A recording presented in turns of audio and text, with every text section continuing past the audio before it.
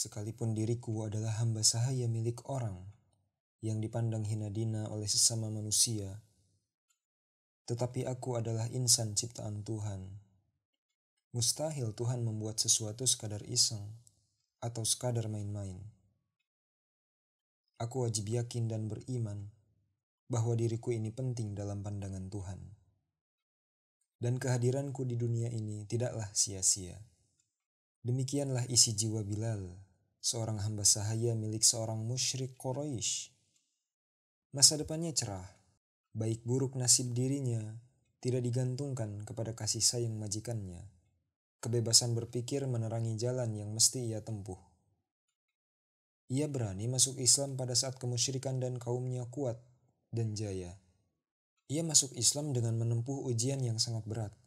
Dia menebus keyakinan dan imannya dengan harga yang sangat mahal.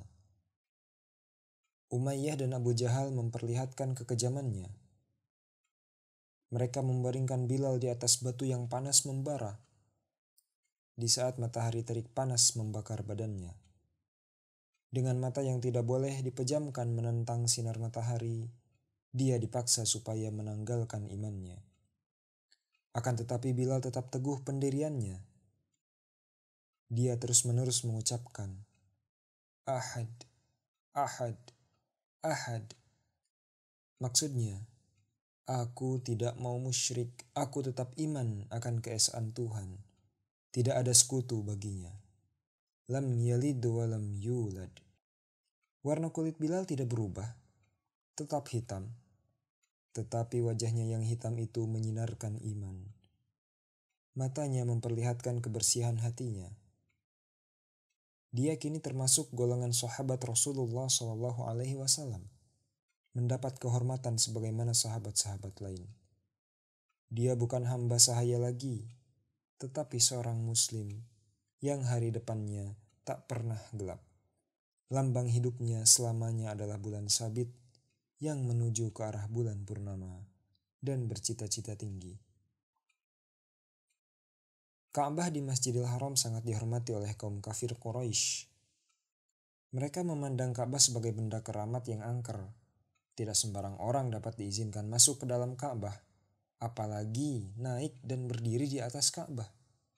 Oleh karena itu, orang Quraisy hampir tidak percaya kepada matanya sendiri tatkala melihat suatu kenyataan bahwa Bilal yang hitam itu, yang dulunya hamba sahaya yang rendah harkat derajatnya di mata umum, kini, waktu itu pada tahun ke-8 Hijriah, dia berdiri di atas Ka'bah yang megah dengan bebas untuk mengumandangkan azan yang pertama kali di Masjidil Haram di Mekah, kota yang jatuh ke tangan kaum muslimin dan kemudian dikuasai oleh Islam. Umat Islam yang memenuhi ruangan Masjidil Haram mendengar apa yang diucapkan Bilal dengan khidmat dan hormat. Bilal kini adalah insan yang penting dalam pandangan Tuhan. Menjadi orang yang mendapat kehormatan karena baik akhlaknya, berani hidup jujur, berani memperagakan hak dalam segala tindak dan sikapnya. Sehubungan dengan kehadiran insan di dunia ini, Allah Subhanahu wa Ta'ala berfirman, A'udzu billahi minasyaitonir rajim. Afahasibtum annama khalaqnakum abatsan wa annakum ilaina la turja'un. Maka apakah kamu mengira bahwa sesungguhnya kami menciptakan kamu secara main-main saja, dan bahwa kamu tidak akan dikembalikan kepada kami? Al-Quran Surat Al-Mu'minun ayat 115. Dan firman-Nya, وَمَا خَلَقْنَا السَّمَاءَ وَالْأَرْضَ وَمَا بَيْنَهُمَا لَاعِبِينَ. Dan tidaklah kami ciptakan langit dan bumi dan segala yang ada di antara keduanya dengan main-main. Al-Quran Surat Al-Anbiya ayat ke-16. Firman-Nya yang lain, Ayahsabul insanu an yutraka suda. Apakah manusia mengira bahwa ia akan dibiarkan begitu saja tanpa pertanggungjawaban. Al-Quran Surat Al-Qiyamah ayat 36. Bilal dan semua manusia adalah ciptaan Allah Subhanahu wa Ta'ala. Mustahil Allah menciptakan sesuatu sekadar iseng, main-main, atau sia-sia. Kehadiran masing-masing insan di dunia ini wajib menjadi pelengkap bagi kawan-kawan kita. Jadilah manusia yang tidak sia-sia. Sempurnakanlah tugas dan kewajiban. Tiap manusia hendaknya yakin bahwa dirinya adalah makhluk yang penting dan berharga dalam pandangan Allah Subhanahu wa Ta'ala. Dan sangat rugi bila insan tidak mau sadar dan mengerti akan kepentingan dirinya, tidak mau mengerti mengapa dia ditempatkan di dunia dan untuk apa hayatnya dihadapkan ke arah maut.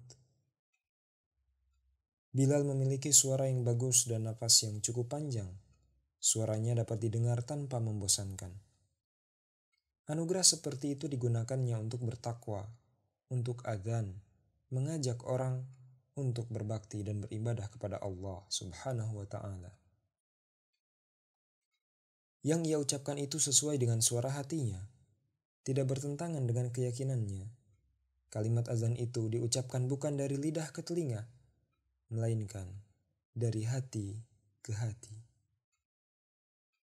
Kecintaan Bilal kepada Rasulullah SAW tak ada bandingannya. Bilal termasuk rombongan yang pertama kali masuk Islam bersama Khadijah dan Ali. Oleh karena itu, dapat kita bayangkan betapa sedihnya hati Bilal ketika melihat Rasulullah SAW berbaring mengakhiri hayatnya. Ia tak dapat lagi mendengar tegur sapa dari Rasulullah SAW. Orang Madinah pada malam itu, tahun ke-10 Hijriah, seperti biasanya mendengar azan Bilal. Tetapi suaranya berbeda, terputus-putus, dan tatkala ia mengucapkan, Asyhadu annamu, lidahnya seperti terikat. Ia tak mampu untuk menyuarakannya. Mungkin terbayang olehnya bahwa azan pada subuh itu tak dapat membangunkan Rasulullah SAW untuk salat berjamaah. Dengan susah payah Bilal memaksakan lidahnya agar dapat menyempurnakan kalimat azan pada waktu subuh itu. Tatkala datang waktu zuhur, Bilal tak sanggup menyuarakan azan seperti biasa. Tampaknya azan pada waktu subuh itu adalah azan Bilal yang terakhir di Madinah. Ia mengusulkan agar orang lain diangkat untuk menggantikannya. Abu Bakar membujuk, bahkan memaksa supaya mau terus menjadi muadzin. Tetapi Bilal tetap pada pendiriannya. Bilal berkata, "Saya berterima kasih telah dimerdekakan dari perhambasahayaan oleh Abu Bakar. Tetapi apalah artinya bila saya harus tunduk bila dipaksa orang. Lanu'adzina ba'dal yaum, falyu'adzin ghairi." Saya tidak akan azan lagi di Madinah mulai hari ini. Suruhlah orang lain azan. Bilal tidak menjadi muadzin lagi di Madinah. Dan ia minta kepada Khalifah Abu Bakar supaya diizinkan turut pergi ke medan perang. Tetapi Abu Bakar tidak mengizinkannya, sebab kehadiran Bilal di Madinah masih diperlukan. Abu Bakar berkata, "Aku sudah tua. Kekuatan jasmaniah sudah banyak berkurang. Aku harap kamu tetap ada di sampingku." Akan tetapi, Bilal tidak berputus asa. Setelah Abu Bakar wafat, yang kemudian diganti oleh Umar, Bilal minta izin lagi untuk turut berperang. Dan Umar berkata, "Aku luluskan apa yang kau inginkan, ya Bilal." Bilal diutus berjihad bersama Abu Ubaidah ke Syam. Dan di sana umat Islam mendapat kemenangan gemilang. Akhirnya Baitul Maqdis jatuh ke tangan Islam. Tetapi negeri itu tidak mau mereka serahkan kecuali ke tangan Khalifah Umar sendiri. Sehubungan dengan itu, Khalifah Umar pergi ke Baitul Maqdis untuk menyelesaikan serah terima negeri tersebut. Tatkala tiba waktu sholat, Khalifah Umar memerintahkan kepada Bilal supaya menyerukan azan. Maka inilah azan yang pertama kali di wilayah Baitul Maqdis. Pada saat Bilal azan, Khalifah Umar tidak kuat menahan air matanya.